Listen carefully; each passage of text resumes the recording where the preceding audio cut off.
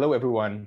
Welcome to Spire Sessions, an online series where we talk about interesting developments in the market.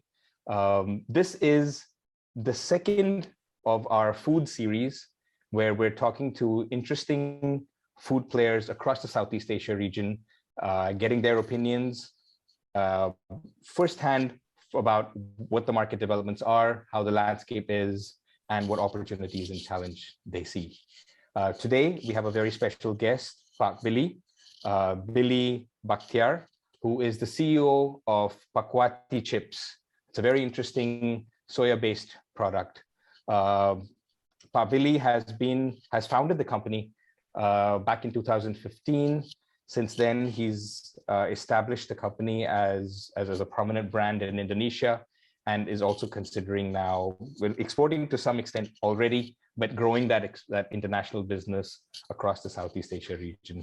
Welcome, Billy. Thank you very much. Thank you so much, Mr. Japnit. Billy, we'll start the ball rolling.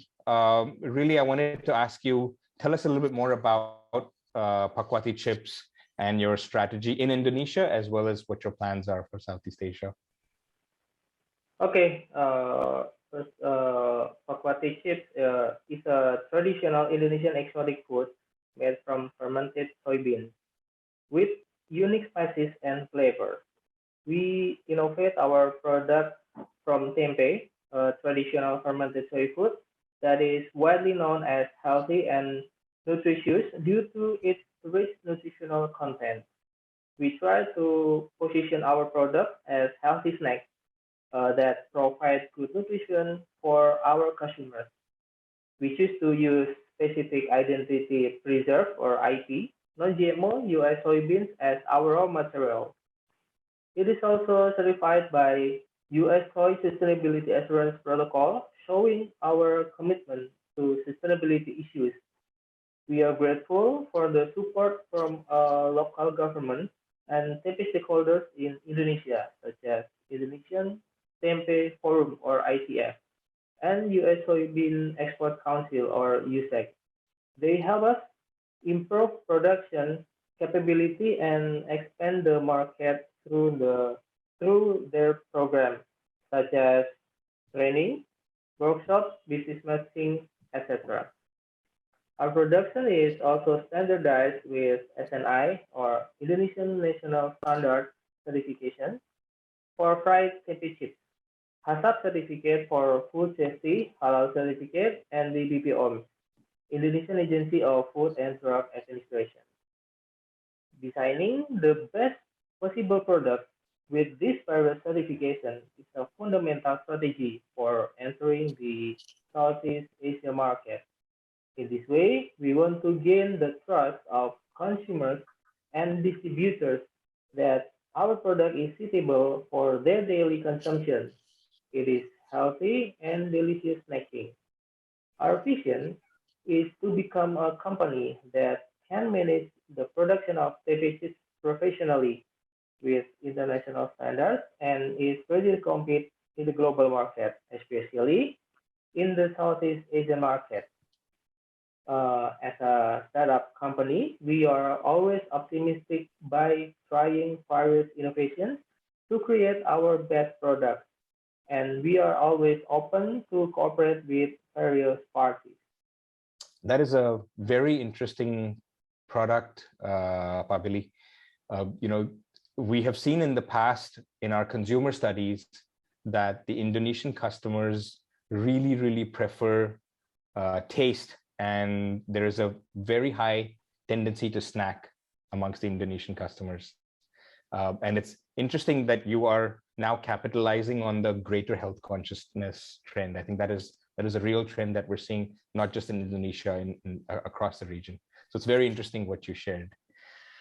In the last 2 years, maybe a little bit before that, we are seeing this shift of consumers moving online. Indonesia actually is one of the largest markets in the region when it comes to e-commerce or e-tailing.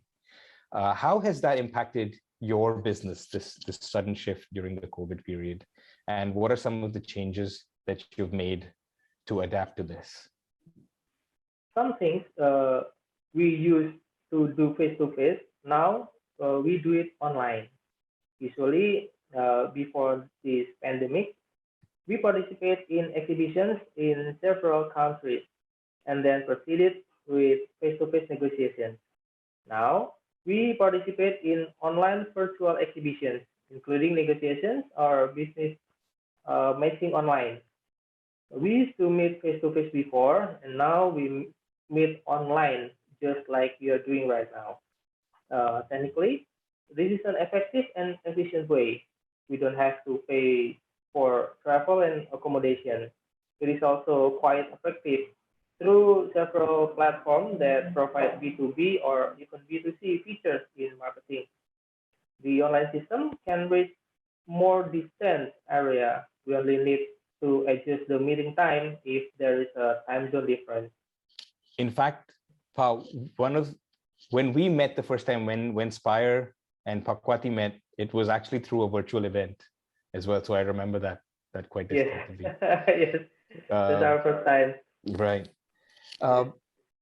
In terms of your internal processes and digitalization of your own company, what are some of the changes or enhancements that you've done? Okay. Generally, this pandemic accelerates modernization, digitization, and online system, of course. We know that the online system has been around since before the pandemic. It's just that we are forced to do a lot of things online during this pandemic. We also try to optimize digitization for several things, such as market research, social media, website building, B2B, and B2C marketplaces. I also plan to make the production system more integrated with the online system. My last question for you, Pak. What is your outlook? What do you think the opportunities are, or what do you see some of the big trends being? And can you share your perspective on what the future is going to look like? I think this pandemic will be main factor in consumer changes that will affect future trends. First, we know that COVID-19 can be fatal when the sufferer has quiet common comorbidities such as diabetes, heart disease, high blood pressure, lung disease, and others. An unhealthy lifestyle and diet can cause these diseases. Therefore, since this pandemic, people will be increasingly aware of the importance of a healthy lifestyle supported by healthy food patterns that can reduce the risk of these diseases. Secondly, people are becoming more and more aware of the nutritional content of their food. If in the past we might have heard of healthy foods that are low sugar, low fat, and so on, then that will no longer be enough in the future. I think consumers will be more aware and selective in choosing the food to buy. The healthy choices in the ingredient and nutrition will be a concern of consumers. There's a trend that consumers will have the habit of checking the nutritional content of food before buying it. So, because of the awareness of the importance of healthy food, consumers will also appreciate it and they will be willing to pay more to get it. That's very interesting. In fact, we see that as well.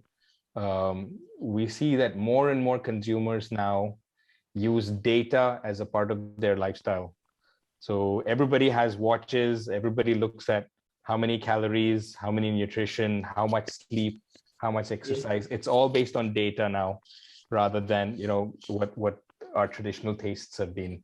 So you're right. I think it's a very interesting point. We're seeing those consumer trends change as well. That brings me to the end of our conversation. Unfortunately, we don't have much more time. I wish we could have spent more time and we could have had a longer conversation. Thank you so much, Pak Billy, for spending the time with us and for sharing your ideas with us.